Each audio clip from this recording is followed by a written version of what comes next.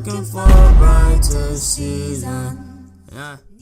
What's up, Chargers, and welcome back to another episode of BoltTV. I'm Daniel Svensson. And I'm Blake Hobson. Let's get the show underway with sports.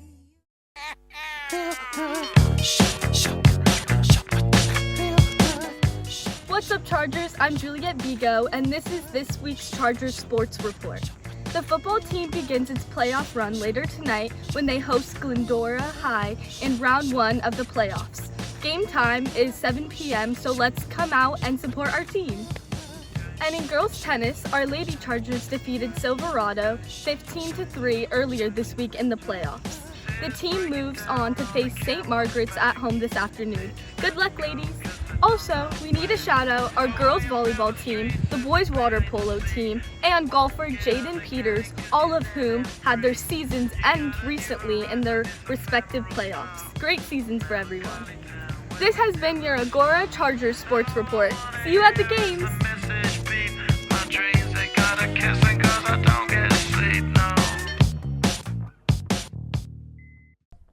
Well, that's it for Sports Report. Now, as you heard, varsity football has their first playoff game today.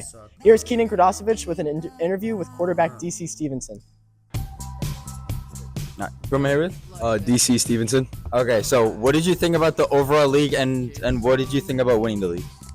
It was fun to get some new experience see new players, see new things, and we're league champs, so that's hasn't been done in a bunch of years, so now we get to put a legacy on the school.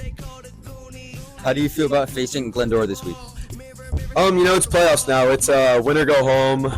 We have a really good game plan. We're all very confident. Should be a fun game, but we're looking at winning this game, making a deep run in CIF, but you got to take it one day at a time. Just do your job, and we should come away with a win on Friday night. So, being a senior and leaving this year, how do you feel about the future of the Agora program? I think the future's pretty bright for these guys. Bunch of stars, bunch of people that stepped up for us this year. Shout out Tyler Starling, Gavin Gray, George Hastings. These kids are going to do great things after we leave. Awesome. Well, thank you, DC, Yeah, no problem. and good luck for you and the team. Thank you. I appreciate it. Back to you guys. Thanks, Keenan, and good luck to the football team today. Now let's move to the report of the World of Dance competition. So guys, how are we feeling about tonight? Yay! Yes! Yes, we are. Okay, what's your guys' group name? Disco Divas, Prima Ballerinas, The Lyrical Lovers, Wild and Western. It's my life. Ooh, what inspired this entire look and aesthetic? Yeah, and we just were thinking back to the 70s and everything was shiny. We all have really great hips and we wanted to show them off. What would you guys say that your group is personally bringing to this competition? Energy, honestly. Energy? Fun vibes. Yeah. And tumbling. And character. Yeah. Country energy. And good choreo. Yep. And a lot of energy. And energy. And now we have the judges for tonight. What's your name? Jessica Mejia, Spanish teacher at Agora High School. I'm Corinne Cruz. And I'm Lauren Walsh. Are you guys so excited to be hosting tonight and judging? We're so excited. Thank you guys so much.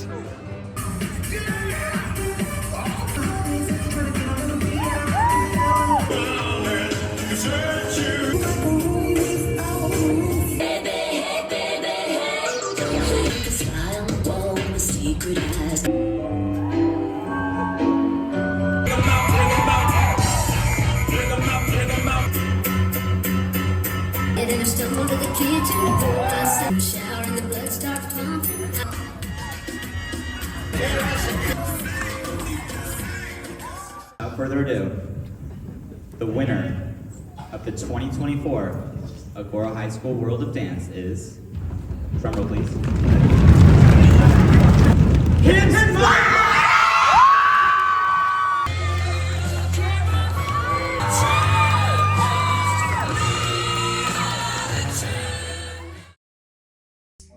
Thanks, guys. Now let's take a look at the Day of the Dead and what it is about and how Agora is celebrating it.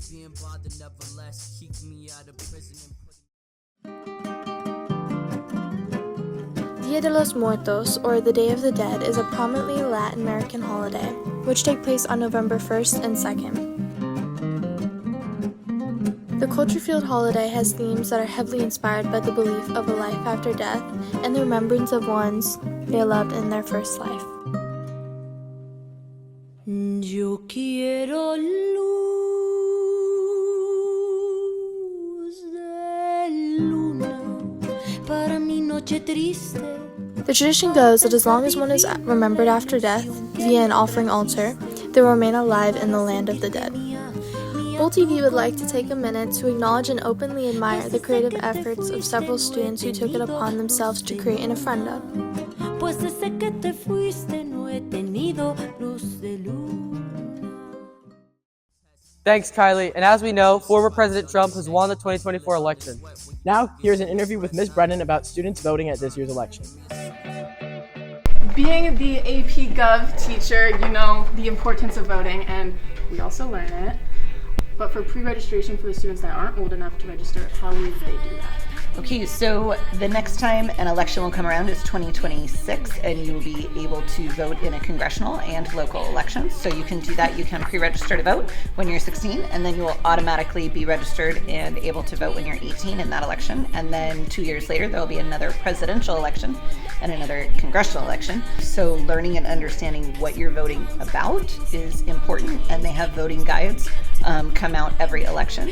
And you can even do the quick version of the voting guide and see the arguments for and against, and then rebuttals even for those arguments.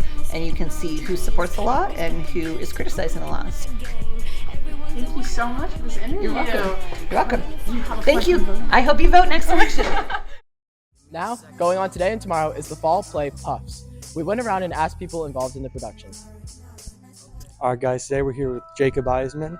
He's in the play Puffs, which is going on at the PAC from the 7th through 9th, and we're hoping you could tell us a little bit about it. What is your favorite part about it? I'd say the comedy and writing itself, because it pokes a lot of fun and is really self-aware about J.K. Rowling's writing style, which is pretty funny because there's a lot of interesting things that happen to the characters, and it's really acknowledging of how stupid that is for 17-year-olds to be dealing with, world-ending threats. And then what do you do in the play? I'm the narrator, so I kind of the voice of reason for the audience, so I kind of am the tape that transitions scenes. And what else are you guys planning on doing this year? So the next show we have is 42nd Street, which auditions are in 2 weeks, and as well as the student directed, which is Diary of Anne Frank. Who should students reach out to if they want to try out for any plays? They should come to Drama Club. We have meetings every Thursday, and today we have a interest meeting for Anne Frank, but Bailey Tannenbaum is the student director for Anne Frank, and if you want to talk about the musical, Mr. Krasner has all the information, so you can email him about auditions. Thank you very much. Of course. Thanks, guys. Make sure to go check out the show. That is it for our show. Until next time, Chargers out.